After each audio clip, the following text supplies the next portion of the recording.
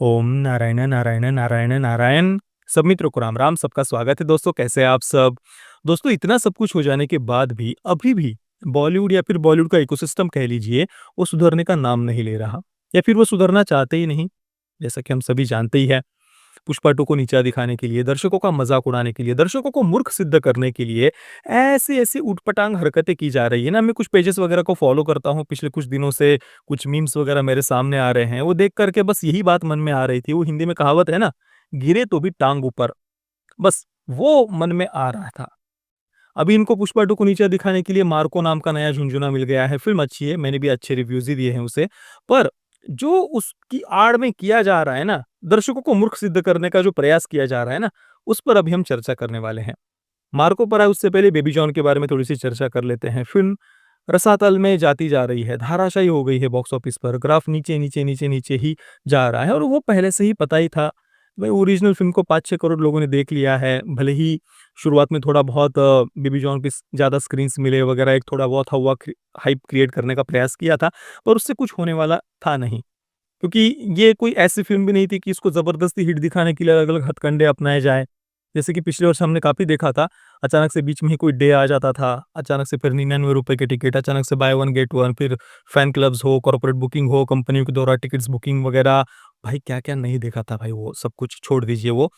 तो ये कोई वो फ़िल्म भी नहीं थी कि इसको पूरा का पूरा ज़ोर लगा दिया जाए हिट दिखाने के लिए, वो संभव भी नहीं था अभी के समय में। तो बेबी जॉन का गिरना तो तय था। पुष्पा 2 आज अपने डे 26 पर भी, 25वें 26वें दिन पर भी बेबी जॉन से कई गुना ज़्यादा कलेक्शन कर रही है।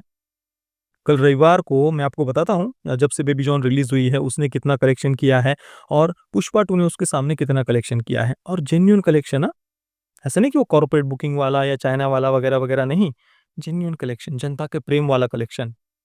और ये कोई हम आप कह रहे हैं ऐसी बात नहीं है भाई, थिएटर ओनर्स ने ये बातें कही है कि बॉलीवुड ने कैसे हमें बर्बाद किया और पुष्पा 2 ने कैसे हमें बचाया।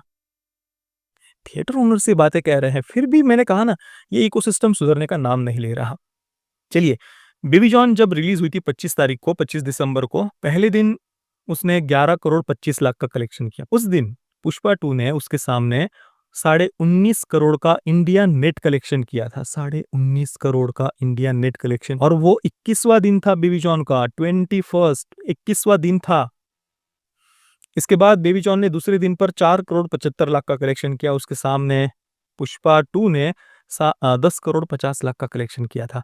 उसके बाद बेबी जॉन ने तीसरे दिन पर, यानी शुक्रवार को, 3 करोड़ 65 लाख का कलेक्शन किया था। उसके सामने पुष्पा 2 ने 8 करोड़ 75 लाख का कलेक्शन किया था। और ये पुष्पा 2 का 23वां दिन था। और ये 23वां दिन, पहला दिन ऐसा था पुष्पा 2 का, जिसमें पुष्पा 2 ने अपने हिंदी नेट कलेक्शन में सिंगल डिजिट में कलेक्शन किया था। नहीं तो उससे पहले जब से फ़िल्म रिलीज़ हुई थी, डे 1 से हर दिन पुष्पा 2 ने डबल डिजिट में कलेक्शन किया है। उसके बाद में डे 4, यानी शनिवार, परसों, बेबी जॉन ने 4 करोड़ 25 लाख का कलेक्शन किया। उसके सामने पुष्पा 2 ने 12 करोड़ 50 लाख का कलेक्शन किया। 24वें दिन पर 12 करोड़ 50 लाख। भाई, बॉलीवुड की अधिकतर फ़िल्में, 90 टू 95% फ़िल्में पहले दिन पर भी इतना नहीं कर पाती। ये 24वें दिन पर कर रही है, हिंदी में डब्ड वर्जन। इसके बाद में डे 5 पर 4 करोड़ 75 लाख का कलेक्शन किया है पुष्पा 2 ने। 4 करोड़ 75 लाख रविवार को, हाँ? कोई जंप नहीं आया, कुछ नहीं, रविवार होते हुए भी बेबी जॉन के कलेक्शन में। और उसके सामने पुष्पा 2 ने 15 करोड़ 65 लाख का कलेक्शन किया। अपने 25वें दिन पर 15 करोड़ 65 लाख। और आज पुष्पा 2 के मेकर्स ने 770 करोड़ इंडिया नेट कलेक्शन का पोस्टर, हिंदी का, इंडिया नेट नहीं, हिंदी का जो नेट कलेक्शन है ना भारत का, उसका पोस्टर उन्होंने शेयर किया है, 770 करोड़ का। भाई, कोई फ़िल्म आज तक बॉलीवुड के 700 करोड़ तक भी नहीं पहुँची है। हाँ? और जो कुछ 600 सवा 600 करोड़ तक पहुँची भी है, उनकी भी सच्चाई सभी जानते ही हैं। वैसे मैं तो उसको, उन सबको सीरियसली लेता नहीं हूँ। पर पुष्पा 2 आप देख लीजिए दोस्तों, 770 करोड़। तो मुझे लगता है कि परसों 2 दिनों में हमें 1800 crore world wide gross collection का भी पोस्टर पुष्पा 2 की तरफ से देखने को मिलेगा। क्योंकि अभी 3 दिन पहले, 3 या 4 दिन हो गए, तब 1720 करोड़ के आसपास का कुछ कलेक्शन का पोस्टर हम शेयर किया था उन्होंने वर्ल्ड वाइड ग्रॉस कलेक्शन का। तो अभी आने वाले 2 दिनों में आराम से 1800 करोड़ का कलेक्शन का पोस्टर हो सकता है कि कल ही आ जाए, जो बहुत, बहुत बड़ी अचीवमेंट है, बहुत बड़ी अचीवमेंट। तो ये तो हो गया बेबी जॉन वगैरह और पुष्पा 2 के कलेक्शन के बारे में चर्चा। जो मैं कह रहा था ना कि नीचा दिखाने का काम अभी भी छोड़ा नहीं है और उसके लिए मार्को का नया झुनझुना मिल गया है इन्हें। तो मैं देख रहा हूँ कि कुछ पेजेस वगैरह पर ऐसे मीम शेयर किए जा रहे हैं।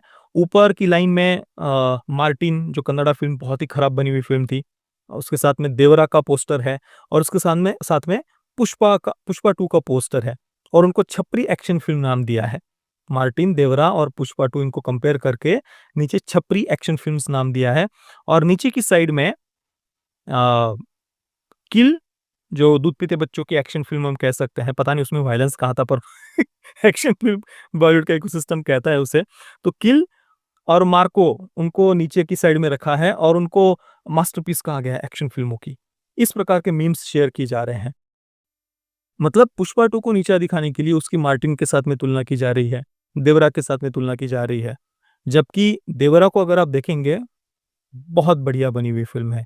आप स्टोरी, कैरेक्टर डेवलपमेंट वगैरह देख लीजिए, बहुत बढ़िया तरीके से कहानी को डायरेक्टर ने प्रेज़ेंट किया है, शुरुआत से अंत तक कहानी हमें बाँध करके रखती है। पता नहीं उसमें क्या छपरी दिख गया उनको। मार्टिन खराब बनी हुई फ़िल्म है, वो कोई भी बता देगा टेक्निकली खराब बनी हुई फ़िल्म है। परंतु पुष्पा 2 को अभी भी ये इकोसिस्टम नीचा दिखाना छोड़ नहीं रहा। दर्शकों को छपरी, जाहिल, गँवार, अनपढ़, लो क्लास सिद्ध करने का प्रयास किया जा रहा है।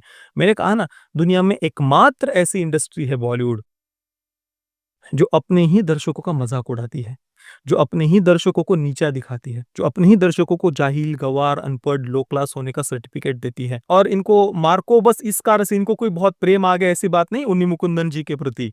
उन्नी मुकुंदन उनकी मल्लिकापुरम इतनी बढ़िया फ़िल्म, पूरे इकोसिस्टम ने इग्नोर कर दिया था मल्लिकापुरम को, फिर भी अच्छा खासा कलेक्शन किया था उसने। दूसरी भी जय गणेश फ़िल्म है उन्नी मुकुंदन उनकी, बहुत बढ़िया फ़िल्म।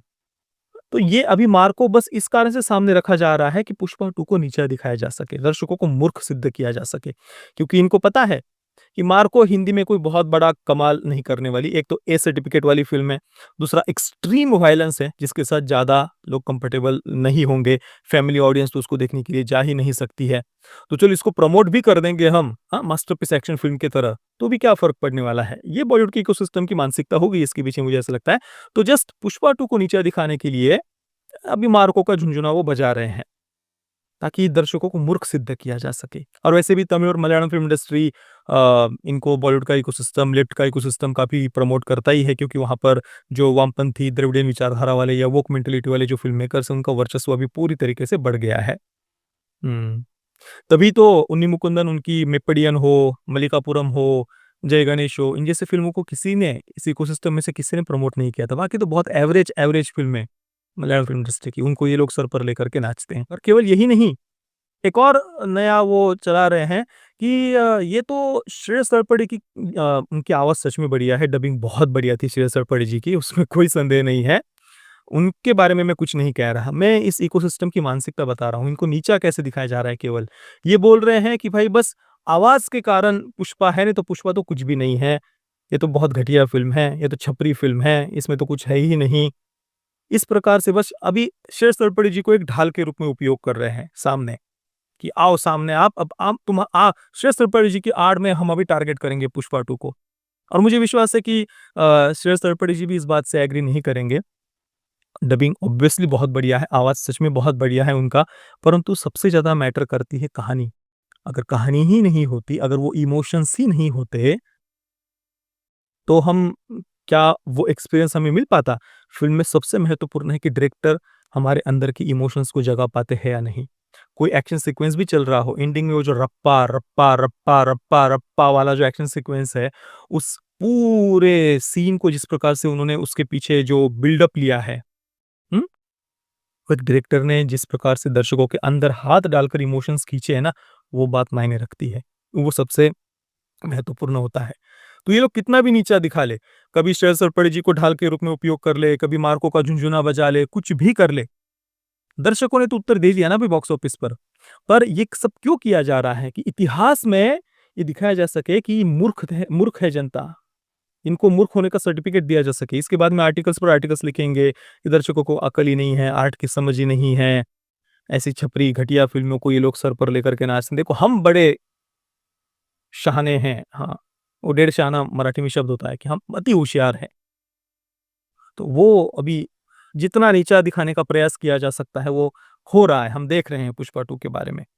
चलिए, बाकी ये जो कुछ भी हो रहा है, इस पर आपके विचार क्या है, मुझे आप नीचे कमेंट में अवश्य बताना। ये वीडियो देखने के लिए आप सभी मित्रों का बहुत-बहुत धन्यवाद।